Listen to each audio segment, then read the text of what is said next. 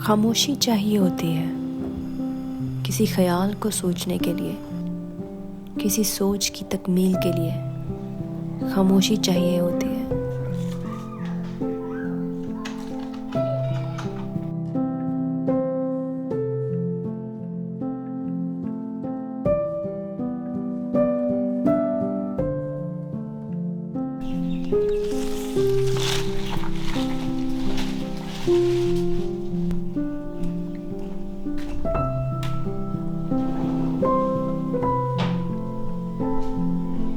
कर्ज लुटाने के लिए, साथ निभाने के लिए फितरत चाहिए होती है।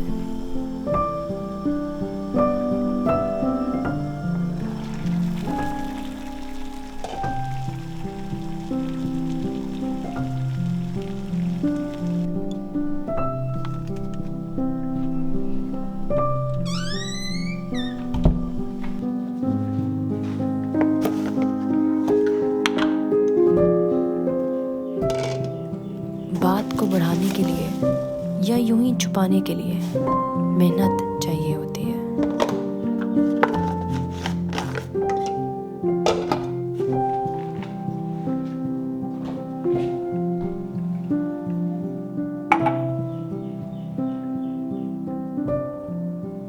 रंगो खुशबू के लिए और मौसमी बहार के लिए फुर्सत चाहिए होती है।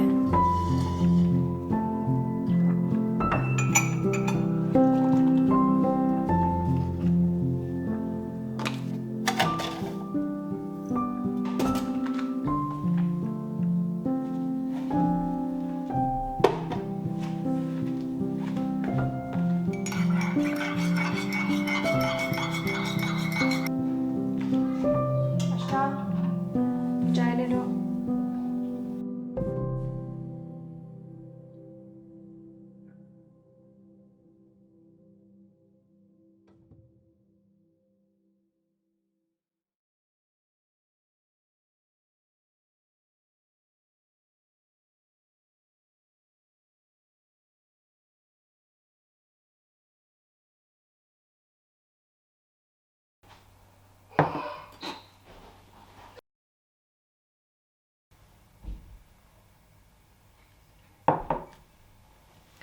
अस्सलाम वालेकुम एवरीवन, मेरा नाम है आयशा और मैं हूँ एक फ़ोटोग्राफ़र, फ़िल्म मेकर और एक मदर और एक वाइफ़, एक डॉटर, एक सिस्टर और शायद एक फ्रेंड भी।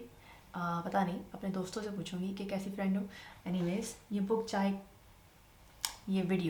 वीडियो चाय के बारे में नहीं है, ये वीडियो है बुक्स के बारे में। ये वो बुक्स हैं जो मेरे अब्बू ने, मेरे फादर ने मुझे पाकिस्तान से भेजी हैं। And I'm just so glad that he has selected some books for me, the books that he wants me to read, and I'm just super excited to see what they have got in it for me. Number one is बातों से खुशबू आए। मोहम्मद नवाज़ खलील साहब ने मुरतब की है। इशफाक अहमद साहब की 80 साल ज़िंदगी की कहानी है। इनके अहम तरीन 27 इंटरव्यूज़ की ज़बानी ये बुक मुरतब की गई है और मुझे इससे हयात इंसानी के 9x9 मौज़ूआत पर 100,000 रंगी बातें ये जानने का मौका मिलेगा और मैं बहुत एक्साइटेड हूँ इस बुक को पढ़ने के लिए। दूसरी बुक है इल्म का सफ़र बाय डॉक्टर अनीस रहमान। इनके बारे में ऑनेस्टली मैं बिल्कुल भी ज़्यादा नहीं जानती और मुझे ये बुक पढ़ने के बाद ही पता चलेगा कि डॉक्टर अनीस रहमान की ज़िंदगी से मैं क्या सीख सकती हूँ और वो कौन थे, क्या करते थे। ये इसके बारे में मुझे बुक पढ़ने के बाद ही पता चलेगा। लेकिन अगर मेरे अब्बू ने भेजी है तो यकीनन इसमें कुछ तो होगा जो उन्होंने इसको मेरे लिए सिलेक्ट किया और मेरे लिए भेजा है। तीसरी बुक है लोहे फ़कीर, सैयद सरफराज अहमद शाह साहब की बुक है। शायद अब्बू को पता नहीं था कि मैं ऑलरेडी ये बुक पढ़ चुकी हूँ, उन्होंने फिर से भेजी है तो मैं फिर से पढ़ूँगी क्योंकि इस बुक में बहुत कुछ ऐसा है जो कि बार बार पढ़ने के बाद भी समझ में नहीं आता और जो समझ में आता है उसके इतने गहरे मायने हैं कि आप जितनी दफ़ा पढ़ें उतनी दफ़ा नए मायने समझ में आते हैं। तो इस बुक को दोबारा पढ़ूँगी, दोबारा सीखूँगी और दोबारा समझने की कोशिश करूँगी कि रूहानियत क्या है और मैं इसको अपनी ज़िंदगी में कैसे ला सकती हूँ। चौथी बुक है उजाले अपनी यादों के बाय डॉक्टर एजाज़ हसन कुरैशी, जो कि मेरे दादा थे जन्नत न जामिया ने जन्नत नसीब फरमाए। मुझे आज भी याद है कि मैंने अपने दादा को सिर्फ़ एक कॉल की थी कि दादा वो मुझे अपने एक ड्राइंग कोर्स के लिए जाना है और मेरे पास गाड़ी ड्राइवर नहीं है। और उन्होंने मेरे सिर्फ एक फ़ोन कॉल पे जी बेटी कह के मुझे अपना गाड़ी और ड्राइवर हर रोज़ भेजते थे 3 महीने के लिए। अगर वो मुझे नहीं भेजते तो मैं शायद college of art and design university of Punjab में भी एडमिशन नहीं ले पाती, और फिर वहाँ से उसके बाद मैं यहाँ तक भी नहीं पहुँचती, जो कि मैं ऑस्ट्रेलिया के फिल्म नेशनल फ़िल्म स्कूल से मैंने मास्टर्स किया है, मैं यहाँ तक भी नहीं पहुँच पाती। तो मैं समझती हूँ कि ये दादा बू की मेहरबानी थी कि उन्होंने मुझे सिर्फ एक मेरे फ़ोन कॉल पे अपना गाड़ी ड्राइवर मुझे भेजा, अदरवाइज़ मैं शायद गिव अप कर देती और ना करती। ये हैं वो लेजेंड्स जिनके बारे में पिछले 2 सालों में थोड़ी सी रिसर्च करने के बाद मुझ पर कुछ इदराक हुए कि मेरी ज़िंदगी किस डायरेक्शन में जा रही है और मैं उसको किस डायरेक्शन में लेके जाना चाहती हूँ। जैसे कि मैंने बताया कि मैंने ये बुक लोहे फ़कीर पहले से पढ़ी हुई है और इस सिलसिले की कुछ और बुक्स भी मैंने पढ़ी हैं, तो जिनसे मुझे ये एहसास हुआ कि एक फ़कीर आपको ये बताता है कि एक दरवेशाना ज़िंदगी का एक ख़ास मौजू ये है कि आपके पास जो भी है वो आप दे दें, दूसरों की खातिर जिएँ। जबकि यहाँ पे वेस्ट में एक अप्रोच ये है कि आप अपने लिए जिएँ, अपने आप को सबसे आगे रखें।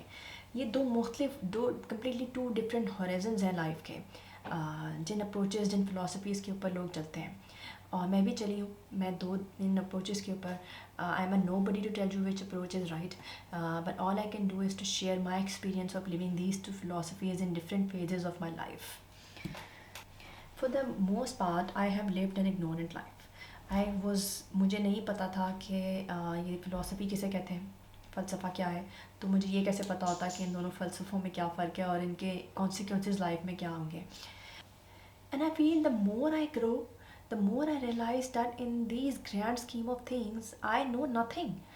Not just that philosophy or which philosophy is right, I just know nothing. Um, Having said that, I still want to share, and I have developed an understanding which I would call a bliss.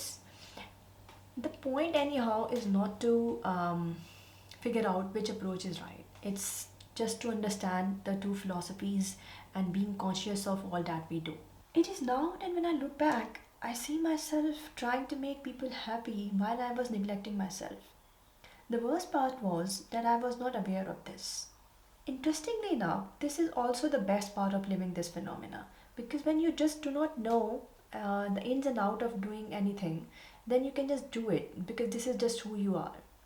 The problem with not knowing is that the ones that you are making the gestures for to make them happy, uh, there is a tendency that they are going to take you for granted. This hurts. This really hurts. And that is not because others don't value you. It is because there is a gap in managing expectations. Simply because the reality of the life is that we cannot change others, we can only change ourselves. Life happened and I became conscious of my habits. I had unmet expectations, I was hurt, and I realized that I was doing it all wrong. So something needed to change. I needed to set boundaries, that too tight ones. The pendulum shifted from one end to the completely other end, from doing it everything for others to not doing it anything at all. What happened next was isolation, not because of pandemic, but because of the approach that I was taking, because of the tight boundaries. A natural instinct is to feel safe from pain, and that I was trying to do. I was trying to save myself from the pain, and I was safe, but I was alone too. So, where was the problem? What I was doing wrong? Perhaps I was attempting another extreme now.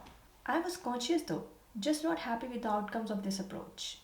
Also, because this is not who I am, and that continued the hurt. The isolation, however, provided me an opportunity to think about life, how I was doing life. It became a mathematical equation for me. The way I was doing it before, the outcomes of that, and the way I was doing it later, and the outcomes of that. Doing everything for others while having expectation is directly proportional to hurt. On the other hand, having tight boundaries and not doing anything for others is going to create isolation. What is missing in both is acceptance and balance. Once we know that we do want to live around people, that means we better accept them as they are. That then helps in managing expectations.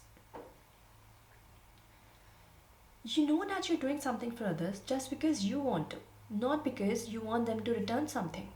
Anyways, does this mean that I've created balance in my life all the time? No, not at all. But this awareness has helped me create a bliss in my relationship with my own self and with others too. And I think that what is matters the most. Our relationship with ourselves, when once that is sorted, our relationship with others are sorted too. So that's how I now approach life, to create a balance and bliss in my life and maintain that somehow. Thank you for listening to my thoughts.